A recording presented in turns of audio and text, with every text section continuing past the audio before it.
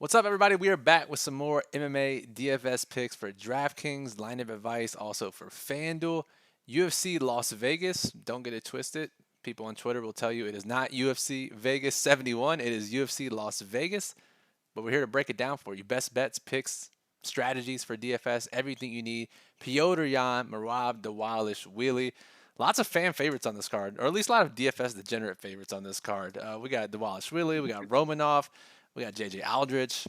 Jake, what's up, man? How's it going? Yeah, which of those is not the same? What's up, man? We got some fun newcomers on the card. So yeah, it's a really good card here on Saturday. So I'm excited for it. I'm Brian Jester, co-founder of Occupy Fantasy. You just saw Jake, owner of MMADFS.com. We're here every Friday or Saturday to break down these UFC cards for you. And what we do, if you're new here, welcome. We talk about the main event, its impacts on betting and DFS. We break down the newcomers, give some information on their background, what type of fighters they are, what we can expect from them in the UFC. We play some good fighter, bad fighter, good matchup, bad matchup for fighters that have less than 4 UFC fights under their belt to give some context to their stats. We give a fight that you have to target in DFS, our favorite prize picks play, and our stream parlay of the week for betting purposes. So, without further ado, let's jump right into it. Jake, main event, super fun. They're already talking shit to each other. Petr Yan, Merab Dvalishvili. And I got to say, coming off this run of main event underdogs that are priced super cheap, being in optimal lineups, one of which of the losing variety, but honestly, it would have been two of the losing variety if Grasso didn't pull off that rear naked choke last week. We got Dvalishvili at 7K with massive scoring potential. How do you see this fight playing out from an outcome perspective? And then what does it mean for DFS? Yeah, man, it should be a good one. Petr Yan's fights normally run long. His last 2 5-round fights he was in both went the distance. All 4 of the last ones he was in made it to the championship rounds. He had that round 4 DQ loss to Aljo. He had the round 5 TKO. Aljo and Aldo. Yeah, they're too similar. He had the round 4 DQ loss to Aljo and the round 5 TKO win over Aldo. Typically in longer fights, high volume, the guy, lots of striking, mixes in grappling, super elite takedown defense, which obviously will be useful here against Dvalishvili. He's actually tied with Marlon Vera for the most knockdowns landed in bantamweight history at 10. So, tack that on for his scoring potential.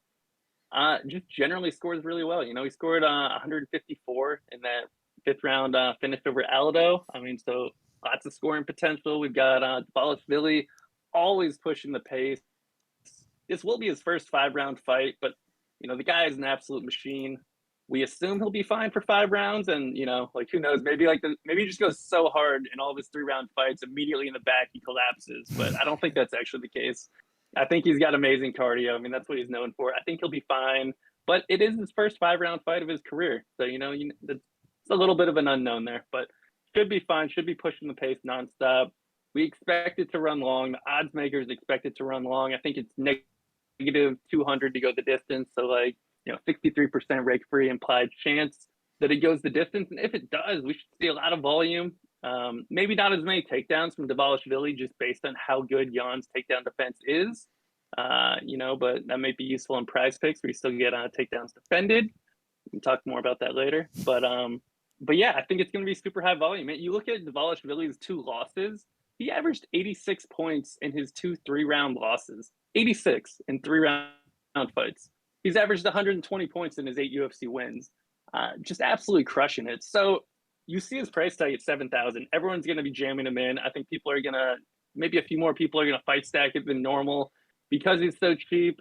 And I think that maybe that's even in play this week. You'll never hear me say that normally, but when you have a guy with 7K that can score 86 points in a 3-round loss, it's hard to argue that he's not in play even with a loss in a 5-round fight, in a fight we expect to run long.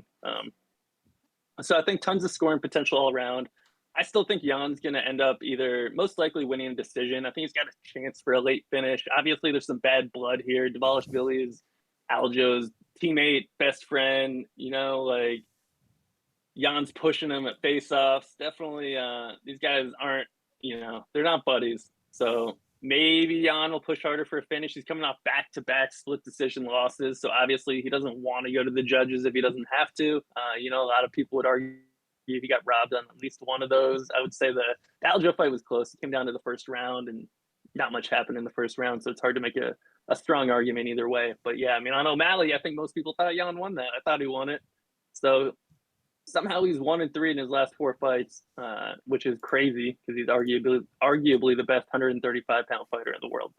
So in high-risk contest, I think that, the winner is probably going to score pretty well here. Really good chance to end up in the winning lineup.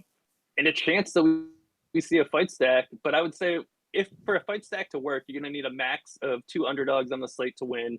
You're going to need Yan to outscore all or all but one of the other high-priced options.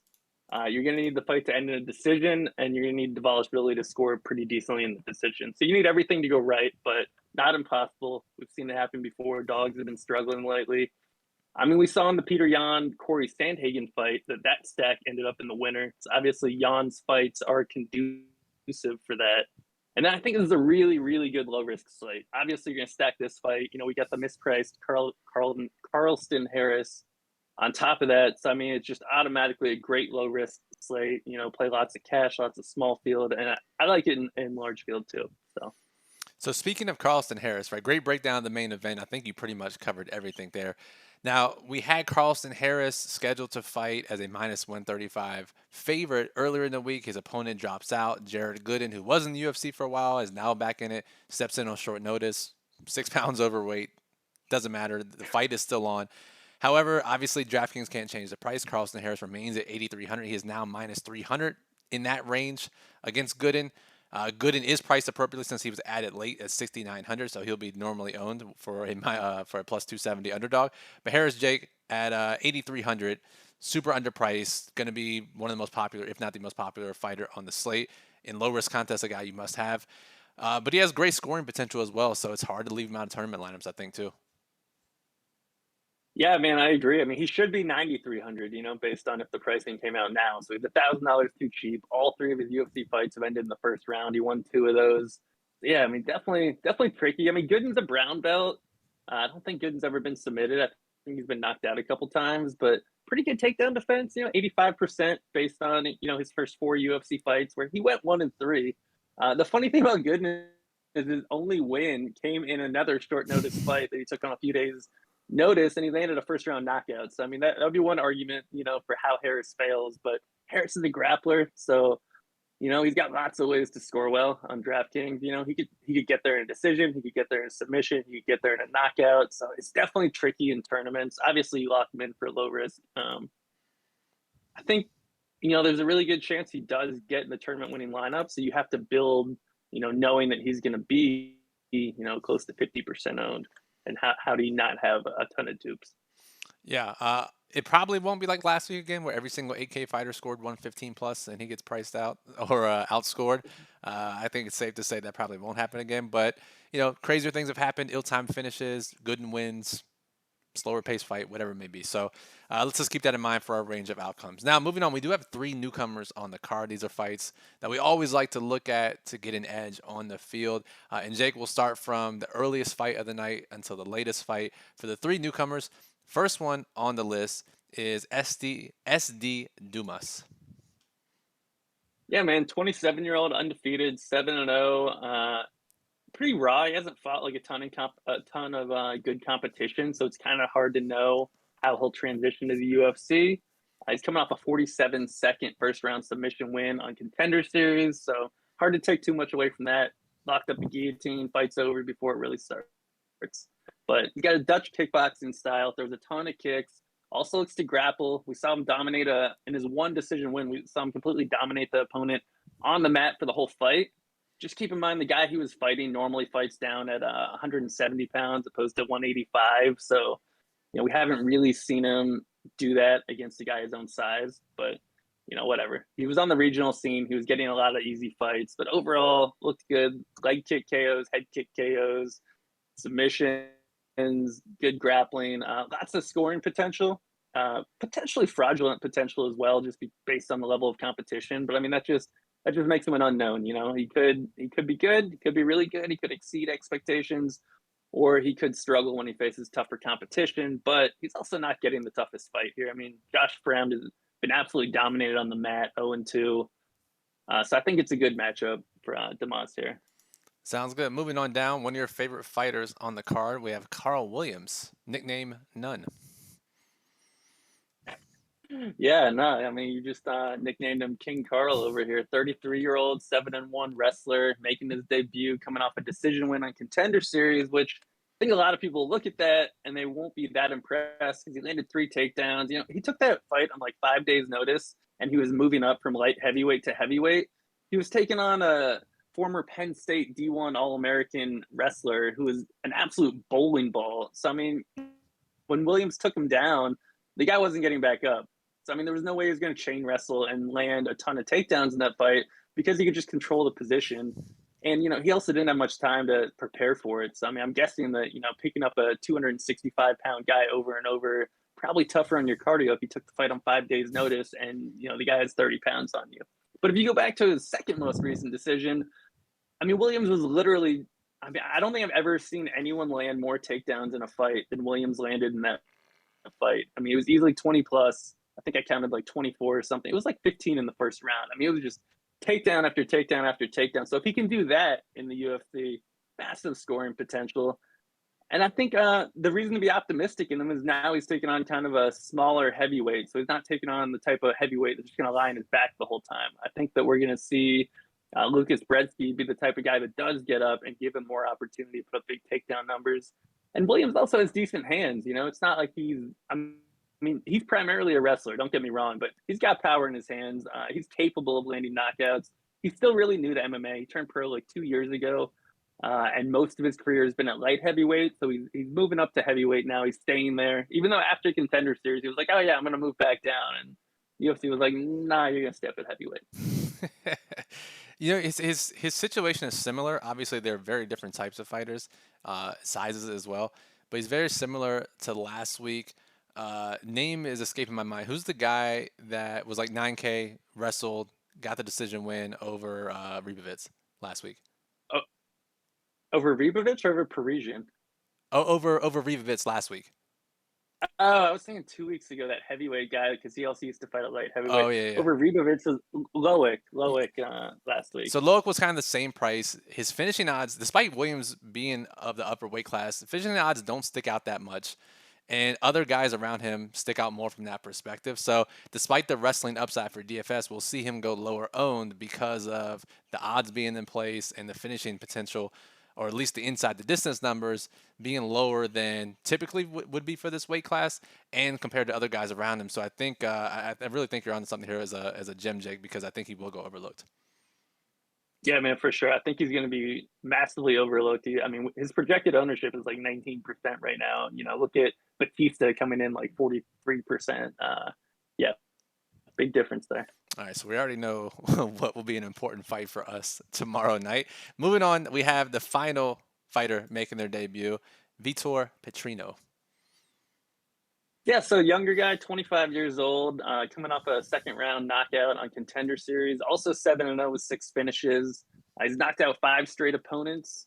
He hasn't really fought much in competition either, although he did knock out. He fought Antigulov. Come on now. He fought some great competition. Come on.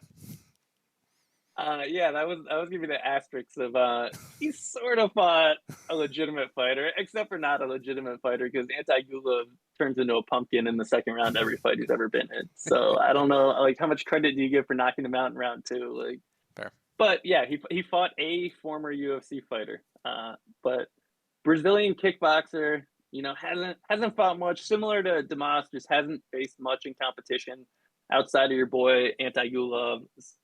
So a little bit harder to know how he'll perform at the UFC level. I would say cardio is a concern for him. If you look at him earlier in his career, in the one decision he went to, he was not nearly as jacked as he is now. The guy put on a lot of muscle. He hits really hard, but I think you're going to see that affect his cardio later in fights. So I think we're really looking at this guy as like a round 1 or round 2 KO or bust type fighter. Really heavy hand, good ground and pound. He will take guys down and just go to town on them. So a big time finishing threat, but not a guy that's super dimensional outside of that. Fair enough. All right, let's talk about some fighters who have less than 4 UFC fights under their belt. We have talked about Carlson Harris already, but technically he does only have 3 fights in the UFC. Is he good or bad, and is this a good or bad matchup? Yeah, I think he's a pretty good fighter. He's 35 years old. He's not like a new guy, even though he only has 3 UFC fights. Pretty well rounded. I would say he's an unconventional striker. He's primarily a grappler, but he has kind of it's like a wiry striker with sneaky power. But generally looking to take guys down and submit them. I think he's good. I don't think he's like amazing. I mean, we saw him get completely starched by Shavkat in his last fight, and that was like a year ago. So I mean, who knows where he's at right now? But good fighter and a good matchup overall. Okay. Moving on down, we have Victor Henry, who absolutely shocked everyone in his debut and put up 114 points as a $6,900 underdog, and then loses against a guy also on this card, a Sun Sao. Is Henry good or bad, and is this a good or bad matchup against Gravely? How insane is it that Victor Henry won as a plus 425 dog and then immediately proceeded to lose as a negative 400 favorite? I mean, like UFC, what? baby. Um, so yeah, I mean, Victor Henry, like he lost to a Sun Sao in his last fight. He said he hurt his like thumb early in that fight, but whatever. I mean, he just got beaten. I mean, a Sun Sao just like beat him. He out grappled him. I mean, he did what he did. Like a Sun Sao is like a counter striker that makes fights ugly, and Victor Henry was never able to overcome that. So he's like this Dr. Jekyll and Mr. Hyde type fighter where he looked amazing in his first fight. He looked terrible in his second fight. I think he's a good fighter overall. I mean, he's got a ton of experience. He's got like a catch wrestling background, solid 75% takedown defense. He's a volume striker. He's not a guy with explosive power. He's a guy that's just gonna put it on you for 3 rounds, and if you fade, maybe he'll lock up a late submission. But generally, he's probably going to be looking for a lot of decision wins at the UFC level. So I guess I would call him a good fighter. Tony Gravely, it's always a tough matchup because the guy's going to be looking to take you down 20 times, but he's going to tire out late in the fight. And if he can't get you down, he's got power on the feet, but he's not like the best striker in the world. So I think it's a decent matchup for Henry because he has a good takedown defense. He is durable, so he's never been finished in his career. He's 22-6, and all 6 losses were by decision. So I think that he's a good fighter to take on Gravely and outlast him, and then take over in the later rounds and win a decision. So I think in this matchup, he's a good fighter in a good matchup. Although it might not be a huge DFS score if he wins a close decision. Fair enough. All right, you talked about Fremd, probably not UFC level talent. I assume there's a bad fighter in, I don't know what you would call this matchup. I don't know what to call this matchup either, man. I think Damas is a wild card here, just based on the fact that he hasn't really faced anyone. We haven't really seen him face much adversity. We haven't really seen him get hurt. I mean, maybe, Fremd is a striker. He's historically been mostly a finisher. I think 7 of his 9 wins have come early. Maybe he could catch him early, but I think Fremd's a bad fighter in a bad matchup because Damas is probably going to be looking to take him down. And Fremd has been dominated on the mat, just a 26% takedown defense so far in the UFC. So I think bad fighter, bad matchup. All right, last 2 fighters. We'll keep this brief. We have had to listen to this pronunciation 1,000 times. I'm still gonna fuck it up. Lucas Brzezski making his second fight in the UFC. Yes, I don't think Luke is very good, and I think it's a bad matchup. All right, fair enough, considering our opinion on the other side of that fight. And finally, we have Anton Turkalj. I mean, this guy would tell you he's good. I'm not. I'm not entirely convinced that he is, though. I think he needs to take fighting a little more seriously, man. I think that he's like a good athlete. He's big. I think he's sort of well rounded, but he doesn't really stand out anywhere. He landed a ton of takedowns on Contender Series. Before that, he was knocking some guys out. But at this stage in his career, I'm not ready to call him a good fighter. I think it is a good matchup, though. I think that he's in a matchup where he can find grappling success, and I think Petrino is going to gas out if it makes it to the back half of the fight, which is great if you're a grappler. If you can fight a guy that's a striker and gasses out, I mean, that's what you're looking for. So I think it is a good matchup. I am shocked that the guy with the nickname the Pleasure Man, it doesn't take fighting that seriously. So, all right, let's close out the show here with a fight that you have to target, favorite prize picks play, and our 2 favorite prop bets for our stream parlay. Jake, which fight, whoever wins, is very likely to end up in the optimal lineup, and we can't use the main event because that's cheating. So yeah, I put two of these in the plug. I'll give out one of them here. I think the Krylov Span fight, man. I think Span's either going to get a finish in the first round, or else Krylov's going to take over after that and win a wrestling heavy decision. I mean, this is the same fight we talked about 2 weeks ago before it got canceled, and the fact that it moved from 5 rounds to 3 rounds doesn't really change that much in terms of either fighter's floor and ceiling. So it makes sense that it's back on for a fight to target this week. Favorite prize picks play? You mentioned a couple already. Which one sticks out to you the most? Yeah, man, there's two that I love, but I'm going to give out Carl Williams over 2 takedowns. I mean, this guy landed 2 takedowns and a sneeze in his second most recent decision. I think we could see him land double-digit takedowns here. Two takedowns is an absurd line. Yeah, pretty crazy. I mean, he's averaging at minimum 1 per round. So assuming he doesn't get starched early or finish the other guy early. So finally, we'll go with our stream parlay of the week. I'll pick a prop. Jake will pick a prop. We'll parlay it together. And I mean, shit, dude, we talked about him enough. So I'll go Carl Williams by decision for my side. I like it, man. I mean, it's a heavyweight fight, technically. I mean, both guys are sort of tweeners, but I think there's a really good chance that it goes the distance. And on that note, I'm going to go Aldrich decision at -110.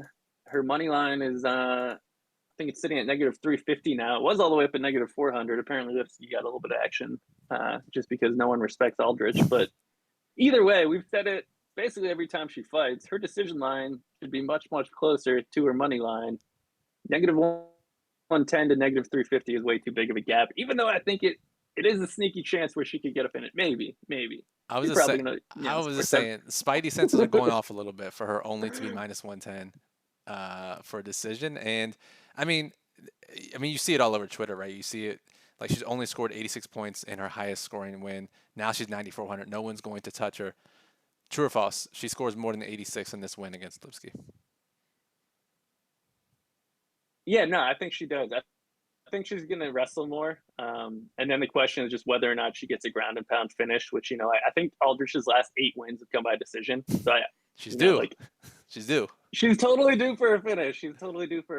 But I'm gonna basically be over the field in DFS and then bet her decision line. And as long as she doesn't lose, I'm winning. I mean, I know we're running long here, but she was winning against Blanchfield in that first round, who is now going to compete for a title. So I don't know. Massive step down in competition here for Lipsky.